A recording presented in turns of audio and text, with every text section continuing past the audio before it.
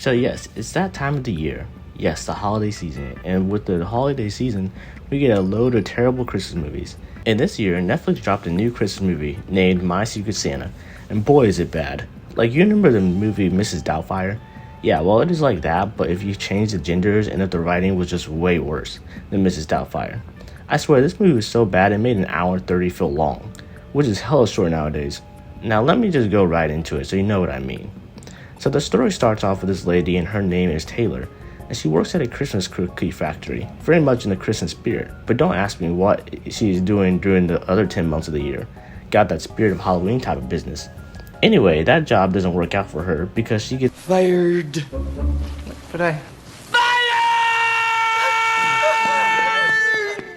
and then she has to find another way to make money. She tries selling off some of her old records since, she was once this rock star who gave it all up for her kid. While heading out though, she runs into this guy and his name is Matthew.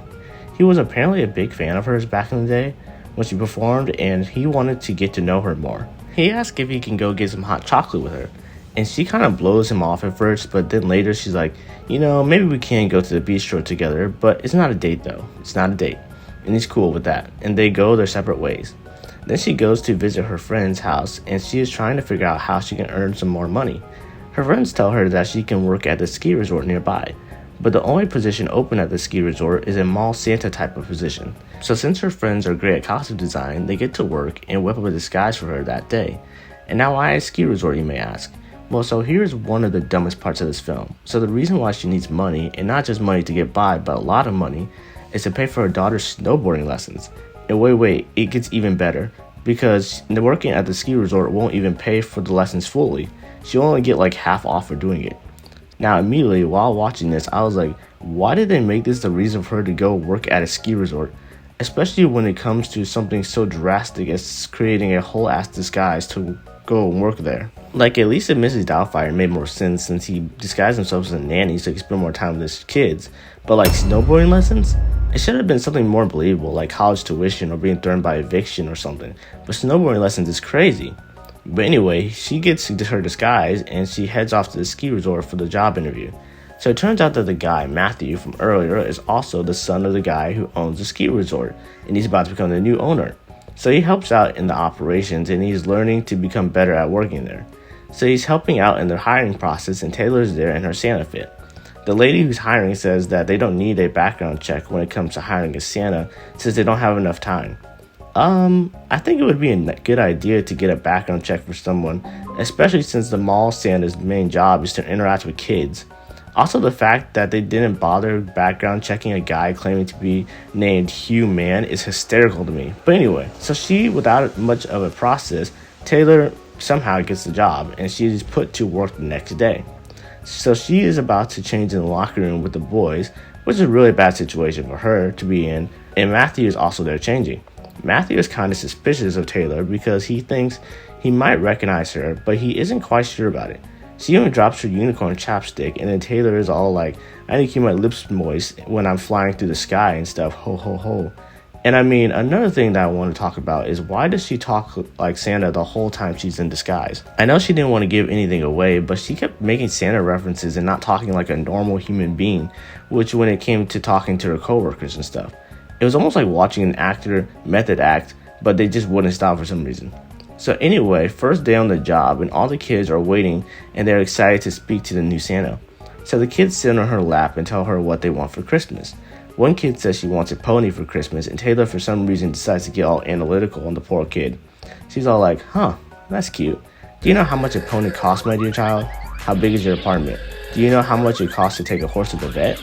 And the kid gets sad from that and she goes on to the next kid. So she continues just crushing the hopes and dreams of these kids who just want stuff for Christmas. And I was so confused in the scene. Like, girl, didn't you want this job? Like, this job is pretty simple and she's getting paid $2,000 a week, mind you, so it's not bad money. And all she has to do is simply say, oh kid, that's great. I'll be sure to get that for you or something. Like, dog, what the? She's a worse Santa than the one from A Christmas Story. So after making a bunch of kids sad for no reason, Matthew comes in and asks why did she do that? And she's like, well, some parents aren't rich enough to buy some of the stuff the kids wanted.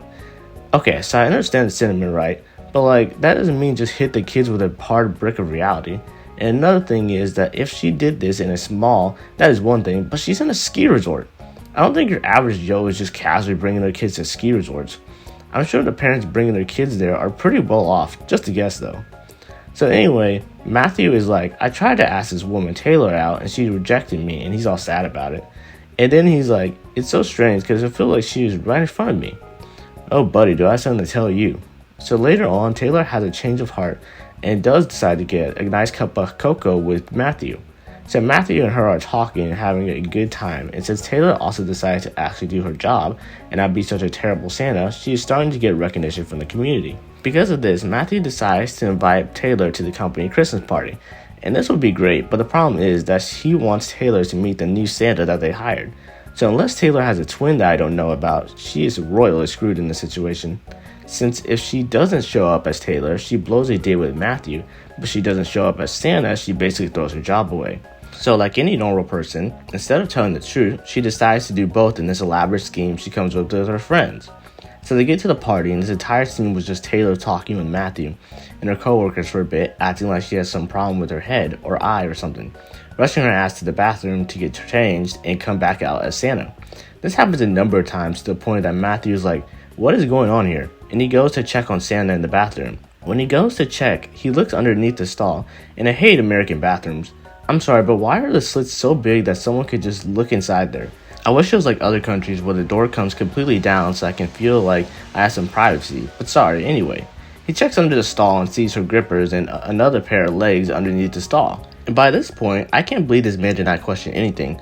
Like, come on dude, you had to know something was not right after seeing that. So he's like, okay, whatever then, and he leaves the bathroom, and Taylor and the Santa fit comes out to meet him. They both just don't acknowledge what happens, and they go back to the party. This was almost so dumb that it was hilarious to me, because why on earth did he not ask who that guy was in the bathroom with him, or why he was changing or something? I feel like these questions would have been pretty standard. Am I crazy or something? So later on, the lady that hired her finally decides to do a background check on Taylor, which I mean, I guess she just lied because she clearly had time to do so. She finds out that the big surprise, Taylor was lying the whole time. A fork was found in the kitchen. So everyone was mad at her for some reason, but she comes back and then apologizes for what she did, and everyone just forgives her. They celebrate with some Christmas tunes, Matthew and Taylor kiss, and that's the end of the film. Man, who was this for? I feel like this didn't accomplish anything I was hoping for. The romance was lackluster, the comedy was I don't know man, the holiday season never disappoints by giving us some of the worst films, man. So I'm gonna wrap it up here. Thanks for sticking around if you did, and I'll be back soon. Goodbye.